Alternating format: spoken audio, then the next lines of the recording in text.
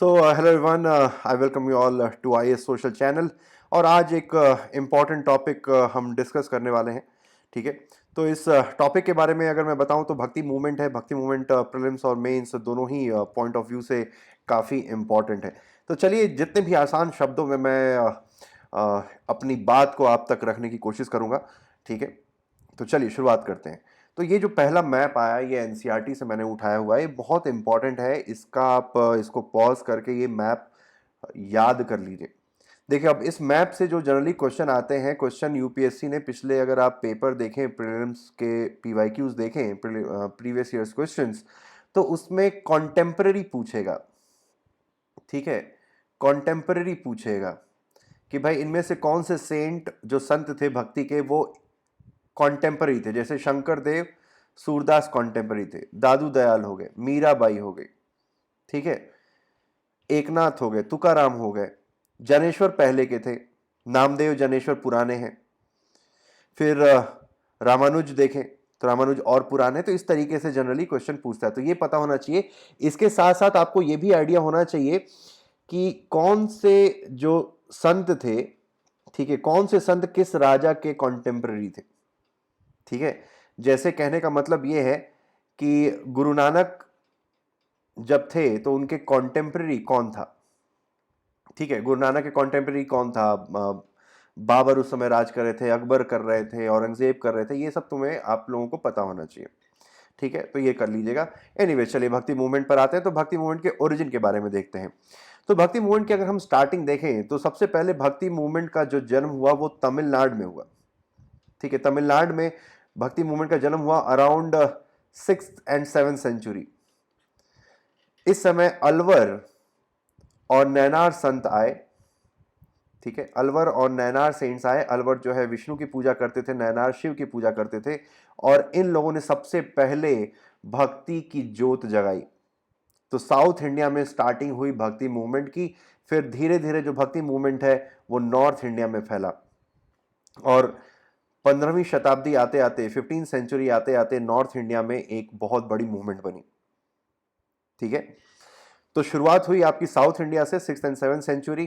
फिर बाद में 15th सेंचुरी में नॉर्थ इंडिया में फैला। और उसी समय लगभग 12वीं 13वीं शताब्दी में सूफीज्म आया था। तो सूफीज्म ने भक्ति मूवमेंट को नॉर्थ इंडिया में प्रमोट करने में एक काफी अहम भूमिका निभाई। ठीक है, सूफीज्म ने नॉर्थ इंडिया में भक्ति मूवमेंट को प्रमोट करने में काफी अहम भूमिका निभाई। ये ध्यान रखने वाली बात है। किस तरीके से निभाई हम ये आगे देखेंगे। बाकी अलवर और नैनार संतों के बारे में ऑलरेडी लेक्चर में बना चुका हूं, प्लेलिस्ट में जाके चेक कर सकते हैं। और सूफीज्म के ऊपर भी हमने डिस्कशन का एक लेक्चर बनाया हुआ है। आगे देखते हैं। अब बात आती है कि वो कौन सी वजहें थी। ठीक है, वो कौन से रीजंस थे जिसने भक्ति मूवमेंट को जन्म दिया। ठीक है, जो भक्ति आंदोलन था उसको जन्म देने के पीछे क्या वजह थी। तो सबसे पहले अगर आप देखें तो जो हिंदू धर्म में जो रिचुअलिज्म आ चुका था, ठीक है, रिचुअलिज्म हो गया, सुपरस्टिशन हो गया, ठीक है, सेक्रीफाइसेस हो गई। तो ये सारी चीजें, जो इतने कर्मकांड, इतने ज्यादा रीति रिवाज, कुरीतियां हिंदू धर्म में जुड़ती चली गई कि जिसकी वजह से लोगों का धीरे धीरे, people started getting alienated from Brahmanical Hinduism.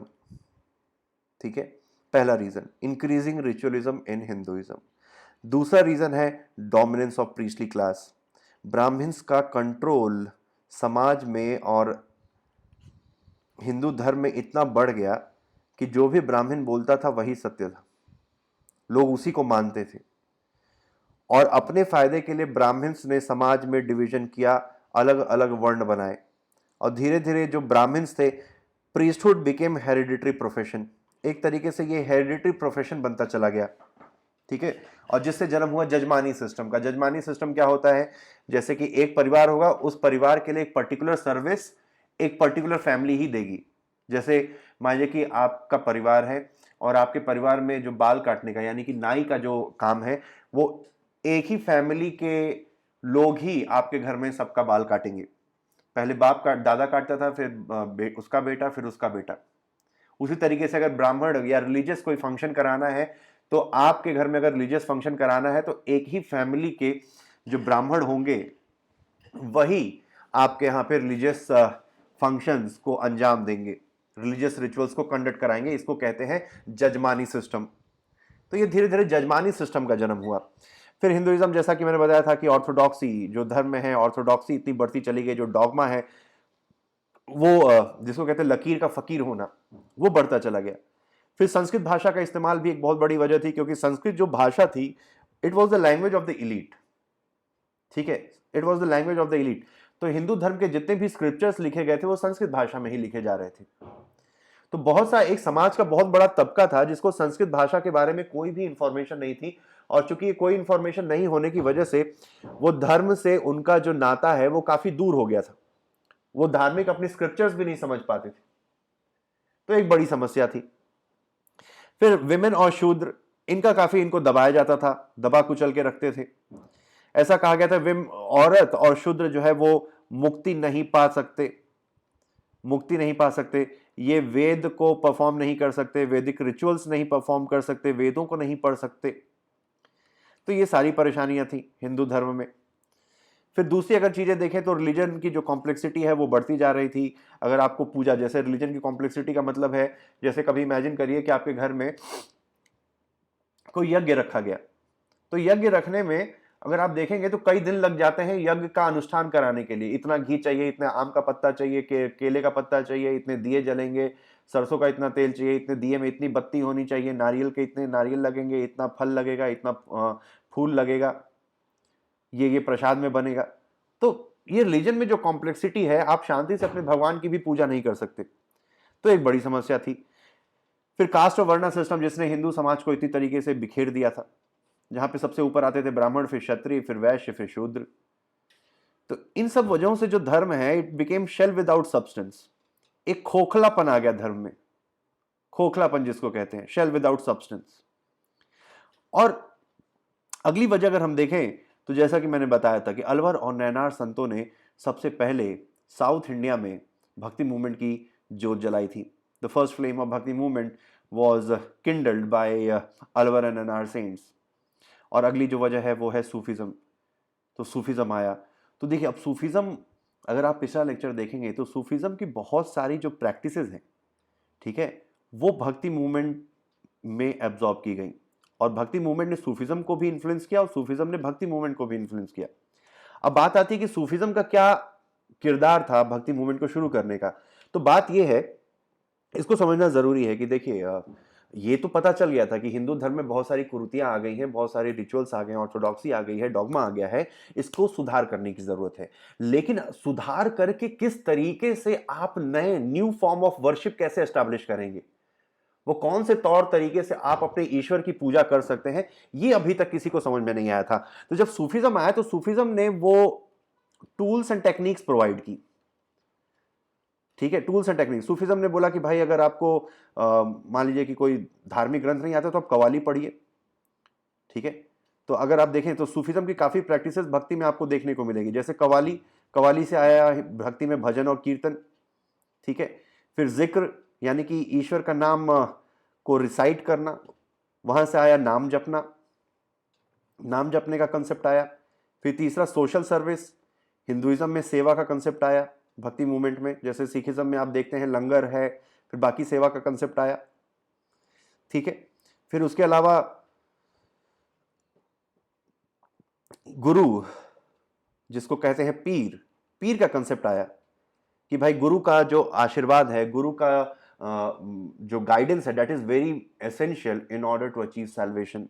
तो यही जो कंसेप्ट है, गुरु का कंसेप्ट आया भक्ति मूवमेंट में। तो ये सारे टूल्स एंड टेक्निक अगर आप देखें तो सूफिज्म ने वो टूल्स एंड टेक्निक प्रोवाइड की ताकि आप नए तरीके से, सिंप्लीफाइड तरीके से ईश्वर की उपासना कर सकें।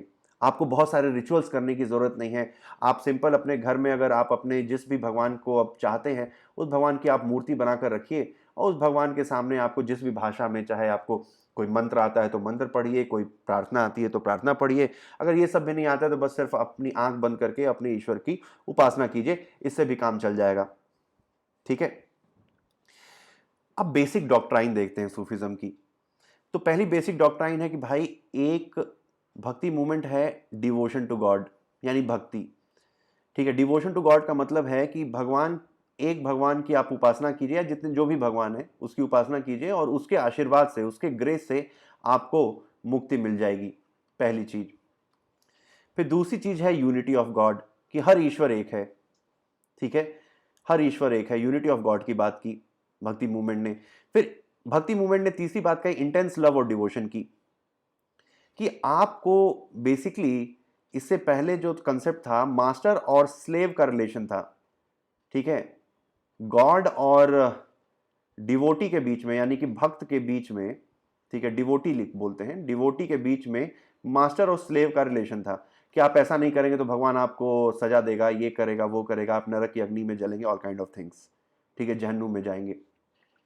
जब भक्ति मूवमेंट आई और सूफी मूवमेंट आई तो उन्होंने कहा कि भाई ईश्वर और भक्त के बीच में प्यार का रिलेशन होना चाहिए। आप जैसे मीराबाई के कृष्ण थे, तो मीराबाई कृष्ण को अपना भगवान नहीं मानती थी, अपना पति मानती थी, अपना लवर मानती थी, ठीक है। वैसे सूफिज्म में माशूक का कंसेप्ट है कि ईश्वर आपका माशूक है, आप उससे प्यार करते हैं, इसलिए उसके लिए नाचिए गाइए, उसके उसमें, उसके प्यार में, उसकी यादों में आप डूब जाइए, ठीक है। तो ये बात थी। फिर repetition of true nature, true name, यानी जैसा मैंने बताया था कि नाम जपना, नाम जपना। फिर बात आती है सेल्फ सरेंडर की, अपने आप को न्यौछावर कर देना, ठीक है, अपने आप को पूरी तरीके से न्यौछावर कर देना, जिसको सूफिज्म में बोला है कि फना हो जाना, ठीक है। सूफिज्म में जिसको फना बोला गया है उसी को बोला गया है न्यौछावर होना, अपने आप को पूरी तरीके से ईश्वर के लिए समर्पित कर देना, ठीक है। फिर अगले डॉक्ट्राइन देखें तो सूफी जो संत थे उन्होंने रिचुअल, सेरेमनीज और ब्लाइंड फेथ, जो अंधविश्वास था, उसको क्रिटिसाइज किया, उसको कॉन्डेम किया। फिर मूर्ति पूजा के कुछ भक्ति मूवमेंट में कुछ ऐसे भी संत थे जिन्होंने मूर्ति पूजा के खिलाफ आवाज उठाई, हालांकि सारे संत नहीं थे, कौन से थे कौन से नहीं थे वो हम आगे देखेंगे। फिर ओपन माइंडेडनेस वाली बात रखी उन्होंने, कि हमें अपने विचार जो है खुले रखने चाहिए, कोई भी ब्लाइंड फेथ या कोई ऑर्थोडॉक्सी को फॉलो नहीं करना चाहिए, ठीक है। अगली बात कही उन्होंने कि डिस्टिंक्शन नहीं होना चाहिए किसी भी अमीर और गरीब के बीच में, किसी भी ऊपर की जात के लिए, किसी नीचे की जात के लिए कोई भी भेदभाव नहीं होना चाहिए, समाज में किसी तरीके का कोई बिखराव नहीं होना चाहिए, सब लोग एक हैं और सब एक परम पिता परमेश्वर की संतानें हैं। ये कंसेप्ट दिया भक्ति मूवमेंट ने, ठीक है। फिर बात आती है कि भक्ति मूवमेंट ये कहती है कि आप अपने ईश्वर की भक्ति के माध्यम से ही मुक्ति प्राप्त कर सकते हैं, और उसके लिए जरूरी है एक गुरु का गाइडेंस। बिना गुरु के गाइडेंस से के बिना आप सही रास्ते पे नहीं जा सकते। जैसे सूफिज्म में मैंने बताया था कि पीर का कंसेप्ट है, पीर ही आपको सही रास्ता दिखाएगा, आपको निजात दिलाने के लिए, यानी कि आपको मुक्ति दिलाने के लिए। वैसे ही भक्ति में था कंसेप्ट गुरु का।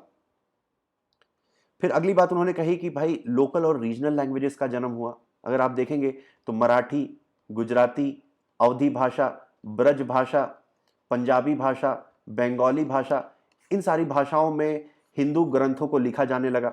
अगर आप देखेंगे रामचरितमानस जो है, रामचरितमानस और हनुमान चालीसा, ये सारे अवधी में लिखे गए हैं। फिर मराठी संतों ने जो भी अपनी प्रेयर्स लिखी, जो भी, अगर आप कबीर के दोहे देखेंगे तो ये सारे अवधी, या अगर बाकी मराठी संतों को देखेंगे तो मराठी भाषा का इस्तेमाल किया इन्होंने धार्मिक रिचुअल्स को लिखने के लिए, या धार्मिक गीतों को लिखने के लिए। फिर अगली बात कही भक्ति ने कि भाई आदमी और औरत बराबर हैं, दोनों के पास समान कैपेबिलिटी है मुक्ति प्राप्त करने के लिए। ऐसा जरूरी नहीं है कि औरत मुक्ति नहीं पा सकती, सिर्फ मर्द ही मुक्ति पा सकता है, ठीक है। चलिए अब निर्गुण और शगुन भक्ति के बारे में बात करते हैं। तो भाई भक्ति में दो तरीके के संत थे, एक निर्गुण एक शगुन। तो निर्गुण बेसिकली फॉर्मलेस और जेंडरलेस गॉड के बारे में बात करते थे, ठीक है। निर्गुण जो है निराकार भगवान की बात करते थे, कि जो ईश्वर है उसका कोई शेप नहीं है, उसका कोई जेंडर नहीं है, वो पुरुष या स्त्री ऐसा नहीं है। जैसे एक तो है कि आप जैसे कृष्ण बोलते हैं, तो कृष्ण बोलने का मतलब है कि आप कृष्ण को इमेजिन करते हैं, कृष्ण ऐसे दिखते हैं, उनके हाथ में बांसुरी है, वो उनका नाम कृष्ण है, वो मेल है, ये सारी चीजें। तो ये हो गया शगुन। अगर आपका भगवान कोई फॉर्म नहीं है, उसका कोई शेप नहीं है, तो ये निर्गुण हो गया, निराकार। जैसे कबीर के भगवान थे ओमकार, सॉरी नानक के जो भगवान थे ओमकार, वैसे ही कबीर जो थे उनके लिए भी भगवान जो है उसका कोई शेप नहीं था, कोई साइज नहीं था, कोई जेंडर नहीं था। तो इस तरीके के संतों को कहा गया निर्गुण भक्ति के संत। ये एक रेडिकल स्कूल था और नॉन कन्फर्मिस्ट स्कूल था, जिन्होंने वेदों को पूरी तरीके से नकार दिया था। ठीक है, वेदों को पूरी तरीके से नकार दिया था और ये हर तरीके के कर्मकांडों, हर टाइप के रिचुअल्स के खिलाफ थे। और इन्होंने हिंदू मुस्लिम के को वापस लाने के लिए, गंगा जमुनी तहजीब को वापस से पैदा करने के लिए, जन्म देने के लिए काफी काम किए। ठीक है, जैसे कबीर कबीर तो हिंदू धर्म की ऑर्थोडॉक्सी और मुस्लिम धर्म में जो भी ऑर्थोडॉक्सी थी, दोनों को कंडेम करते थे। उन्होंने बोला था कि अगर पत्थर पूजे हरि मिले तो मैं पूजू पहाड़, यानी कि पत्थर के को पूजने से अगर ईश्वर मिलते तो फिर इससे अच्छा है कि मैं पहाड़ पूजूं। ठीक है, फिर वैसे ही इस्लाम को भी उन्होंने क्रिटिसाइज किया कि पत्थर गारा मिट्टी जोड़ के मस्जिद दई बनाए, तापे चढ़ के मुल्ला बाग दे क्या बहरा भया खुदाए, कि मस्जिद जोड़ के उसमें मीनार पे चढ़ के सुबह अजान के लिए जो मौलवी है वो चिल्लाता है, तो क्या ईश्वर जो है, जो अल्लाह है, वो बहरा हो गया है कि चिल्ला के उसको बुलाने की, सुनाने की जरूरत है? तो ये निर्गुण भक्ति के सेंट थे। उसकी तरफ, दूसरी तरफ अगर आप देखें तो शगुन भक्ति के संत थे, जैसे मीराबाई, चैतन्य महाप्रभु, सूरदास।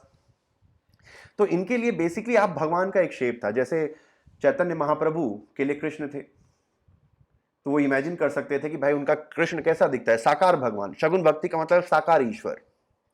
और ऐसे जो लोग थे वो वैदिक स्क्रिप्चर्स को एक्सेप्ट करने वाले थे।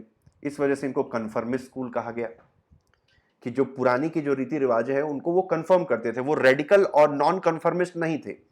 निर्गुण वाले तो रेडिकल और नॉन कन्फर्मिस्ट थे, पुरानी चीजों को, पुराने रीति रिवाजों को पूरी तरीके से नकार दिया था। वहीं पर शगुन जो भक्ति के संत थे वो कन्फर्मिस्ट स्कूल से बिलोंग करते थे, पूरी तरीके से नकारा नहीं था। हालांकि वो चाहते थे कि हिंदू धर्म को रिफॉर्म किया जाना, लेकिन हिंदू धर्म के पुराने रीति रिवाज, यानी कि चाहे मूर्ति पूजा हो गई या वेदों में जो लिखी हुई चीजें हैं, उसको पूरी तरीके से नकारा नहीं था। और इनका मानना था कि भाई एक गुरु की जरूरत है, गुरु के बिना आप मुक्ति प्राप्त नहीं कर सकते, क्योंकि गुरु ही वो मेडिएटर है जो आपको ईश्वर से मिला सकता है। ठीक है, चलिए अब इम्पैक्ट देखते हैं भक्ति मूवमेंट का। तो पहला तो इम्पैक्ट ये है कि भाई वर्नाकुलर जो लैंग्वेजेस हैं, जो रीजनल डायलेक्ट्स हैं, उसका जन्म हुआ। चाहे बंगाली, अवधी, पंजाबी, मराठी, गुजराती, इन भाषाओं का जन्म हुआ। जैसे हनुमान चालीसा अवधी में लिखी गई है, रामचरितमानस अवधी में लिखी गई है। अगली चीज है कि नई फिलोसफीज का जन्म हुआ। नई फिलोसफीज में अगर आप देखें तो अद्वैत फिलोसफी का जन्म हुआ। ठीक है, अद्वैत फिलोसफी का जन्म हुआ। द्वैत और अद्वैत, द्वैत अद्वैत का है, उसके बारे में एक अलग लेक्चर में समझाऊंगा। द्वैत कहता है कि भाई ईश्वर और इंसान अलग अलग है। अद्वैत कहता है कि भाई ईश्वर और इंसान दोनों बराबर हैं, दोनों सेम है। अहम ब्रह्मास्मि का कंसेप्ट है अद्वैत का। और इन सारी नई नई फिलोसफीज के जन्म होने की वजह से जो हिंदू धर्म है या हिंदू फिलोसफी है वो ज्यादा डाइवर्स हुई और कई बार कॉन्ट्राडिक्टरी भी हुई। ठीक है, फिर आता है डिवोशनल ट्रांसफॉर्मेशन ऑफ सोसाइटी। पहले तो ये था कि भाई अगर आप वैदिक रिचुअल्स को फॉलो करेंगे और साधु वाला जीवन जिएंगे तो आपको मुक्ति मिल जाएगी। ठीक है, आपको मुक्ति मिल जाएगी। फिर यहां से जो कंसेप्ट है वो चेंज हुआ।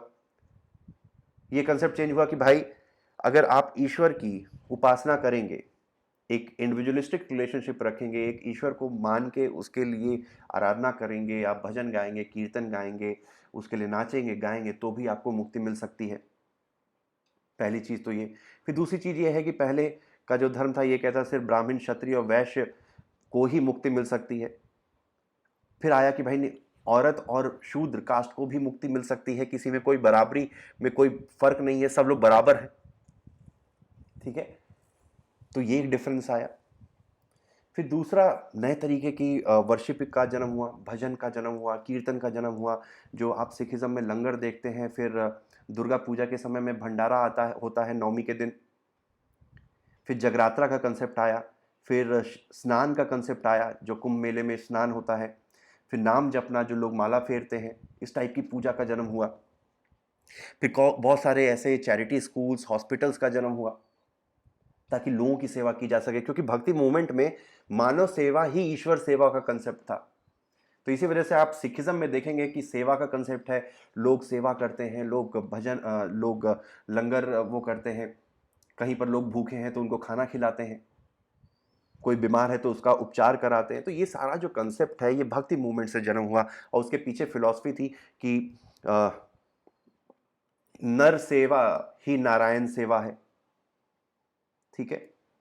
फिर औरत के ऊपर क्या असर पड़ा, तो भाई जो सती और जितनी भी और समाज में जो औरतों को दबाने वाली जो प्रैक्टिसेस थी उसको एक तरीके से एक झटका लगा।